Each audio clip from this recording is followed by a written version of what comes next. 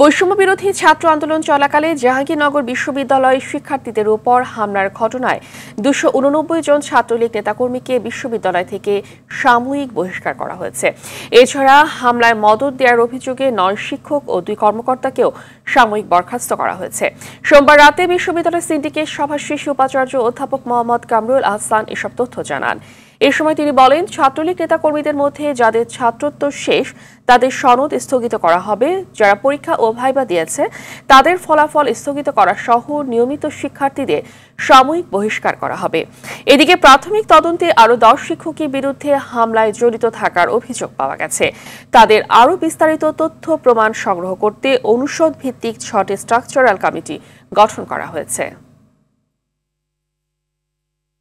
বিশ্ববিদ্যালয় প্রশাসন জুলাইয়ের স্পিরিটকে ধারণ করে শিক্ষার্থীদের আশা আকাঙ্ক্ষা প্রতিফলন ঘটানোর জন্য সিদ্ধান্ত নিয়েছে।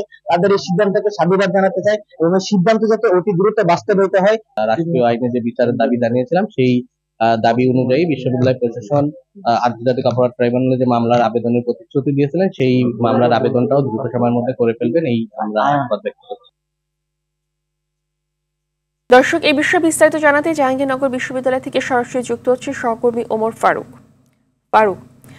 ফারুক, জাহাঙ্গীরনগর বিশ্ববিদ্যালয়ের যে 289 জন ছাত্রলীগ নেতা কর্মীকে সাময়িক বহিষ্কার করা হয়েছে, তো সেই বিষয়ে আর কি তথ্য আছে আপনার কাছে, আমাদেরকে একটু জানাবেন।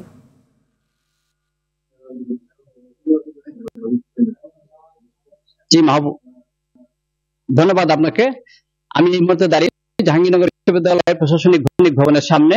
আর গত রাতে কিন্তু প্রশাসনিক সিন্ডিকেট কিন্তু একটি সিদ্ধান্ত 289 জন ছাত্র লীগের কর্মীকে কিন্তু বিশ্ববিদ্যালয় থেকে বরখাস্ত করার সিদ্ধান্ত নিয়েছে এবং সেই সাথে কিন্তু এই ছাত্র আন্দোলনে মানে ছাত্রদের উপরে যারা আক্রমণ করেছে তাদের মদতদাতা হিসেবে 9 জন কর্মকর্তা কর্মচারীকে বরখাস্ত করা হয়েছে। আমরা কিন্তু যেটা জেনেছি 15 জুলাই যে সাধারণ ছাত্ররা যে এটা আন্দোলন ছিল, বৈষম্য আন্দোলনে যেটা নেমেছিল তাদের উপরে এই ছাত্রলীগ ঝাঁপিয়ে পড়েছিল, হামলা করেছিল। এই ছাত্রলীগের নেতাকর্মীরা এই সাধারণ ছাত্রছাত্রীদের উপরে হামলা করেছিল। তারা কিন্তু বাঁচার জন্য জাহাঙ্গীরনগর বিশ্ববিদ্যালয় তৎকালীন ভিসির বাসভবনে আশ্রয় নিয়েছিল, সেখানেও কিন্তু তাদের উপরে হামলা করেছিল। সাথে পুলিশও কিন্তু তাদের উপরে হামলা করেছিল। এছাড়া আরো অনেক ছাত্রছাত্রী কিন্তু আহত হয়েছে। আমরা কিন্তু একজন বৈষম্য বিরোধী ছাত্র আন্দোলনের একজন নেতার সাথে আমরা এখন কথা বলবো। তিনি আমাদেরকে জানাবেন আসলে সেদিন কি ঘটনা ঘটেছিল, কি হয়েছিল তাদের উপরে।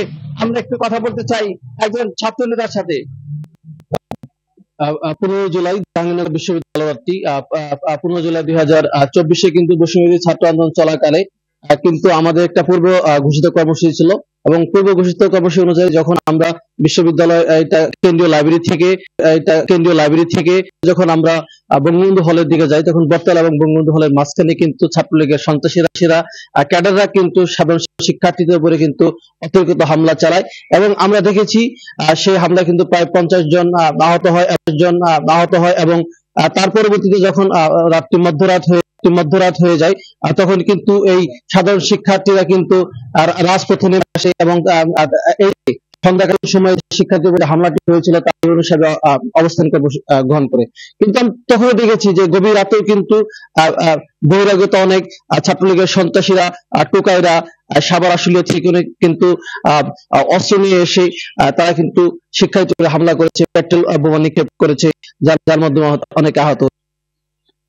গত রাতে কিন্তু বিশ্ববিদ্যালয় সিন্ডিকেট কিন্তু সিদ্ধান্ত নিয়েছে 289 ছাত্রকে বিশ্ববিদ্যালয় থেকে বরখাস্ত করার এবং 9 জন শিক্ষক রয়েছে এবং 2 জন কর্মকর্তা কর্মচারী, সেই সাথে একজন কর্মচারীও কিন্তু রয়েছে এই বরখাস্তের তালিকায়।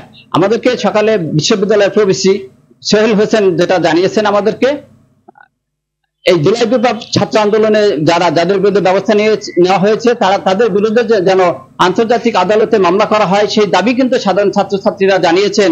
এই ছিল আমার কাছে বিশ্ববিদ্যালয় থেকে সর্বশেষ।